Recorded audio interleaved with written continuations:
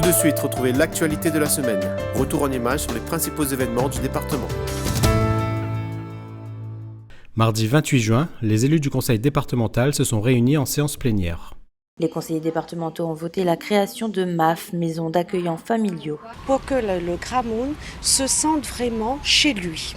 Ce sera une maison avec un jardin, un coin, une chambre, avec à peu près, on va dire, 3 à 4 accueillants familiaux qui seront formés par le département pour s'occuper donc de 10 à 12 personnes.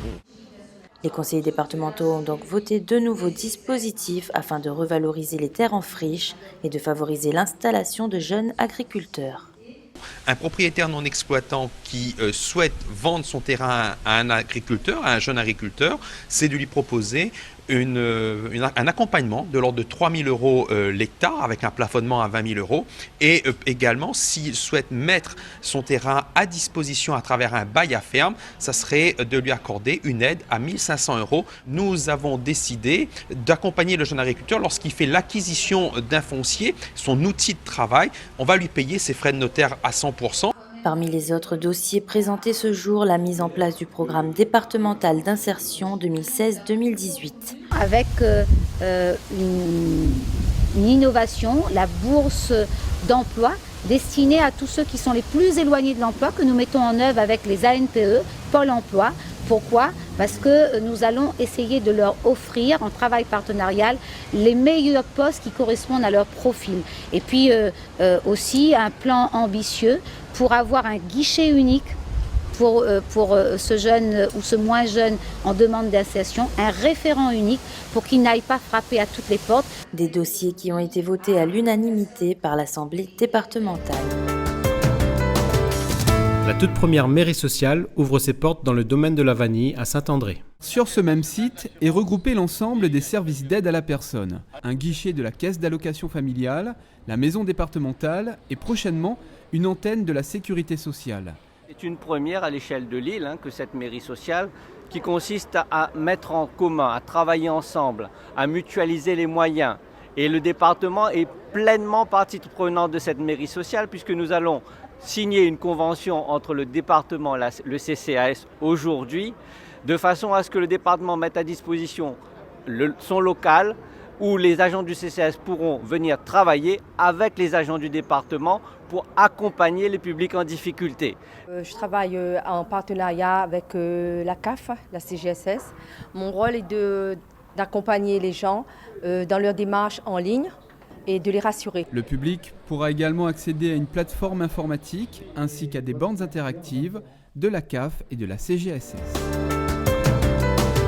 Le département et l'association Jardin Créole lancent une opération de valorisation de la rose de Bourbon. Elle s'est éclose pour la première fois dans un parterre de nos jardins créoles et porte le nom scientifique de Rosa borboniana, ou plus communément Rose Bourbon. Un des parents, c'est une rose de Chine, d'accord, qui s'appelle Hot Blush. Et une autre, c'est une rose de Damas, Rosa Damascena, Saint-Père-Florence. Alors, le rosier de Chine, il apporte le caractère remontant. Remontant, c'est-à-dire que la rose, elle refleurit tout le temps. Tandis que les rosiers de Damas, ils ont apporté un autre caractère, c'est le parfum, notamment. Alors nous faisons un appel à la population par notre page Facebook et par notre gazette pour voir qui aurait encore dans des vieilles cours ces rosiers anciens. Je pense qu'aujourd'hui le département a toute sa place dans le conservatoire botanique au Mascarin, de pouvoir remettre en place un carré de la rose de Bourbon avec toutes ses variétés. À Saint-Leu s'est déroulée la première représentation publique de Nous de Vie Nous Vive, un spectacle du groupe Les Flamboyants, composé de personnes en situation de handicap. Une action organisée avec l'équipe socio-éducative du département. Barré, pas barré.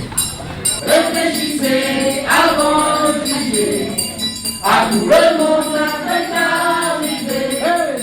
Les personnes fréquentent des ateliers. La fréquence, c'est 2 fois par mois.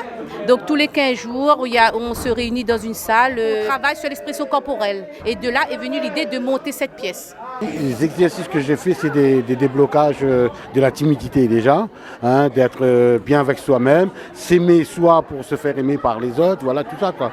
Elle est devenue handicapée à l'âge de 9 ans, mais entend pas bien, et pour faire comprendre la main, mieux écrire. L'objectif justement était de valoriser la personne à travers un support tel que le théâtre. Et donc je pense qu'ils se sont sortis, bien. La 7e édition du concours Slam et danse urbaine a eu lieu à l'occasion de la fête de la musique le 21 juin au Théâtre Champfleury. Redonnons à cette famille qui broie du noir de l'espoir.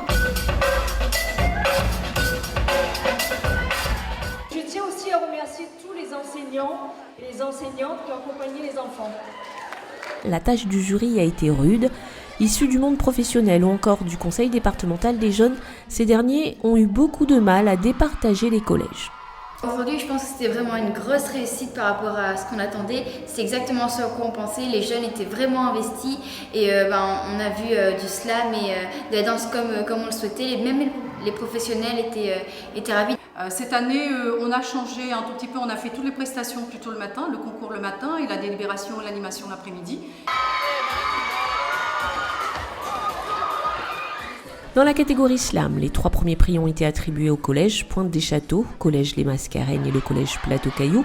Le coup de cœur du jury a été attribué au collège de la Ravine des Cabris. Dans la catégorie danse urbaine, c'est le collège Jean Le Toulet qui remporte le concours. Le 2e prix est attribué au collège Dimitil. C'est le collège Texera d'Amota qui décroche la 3e place.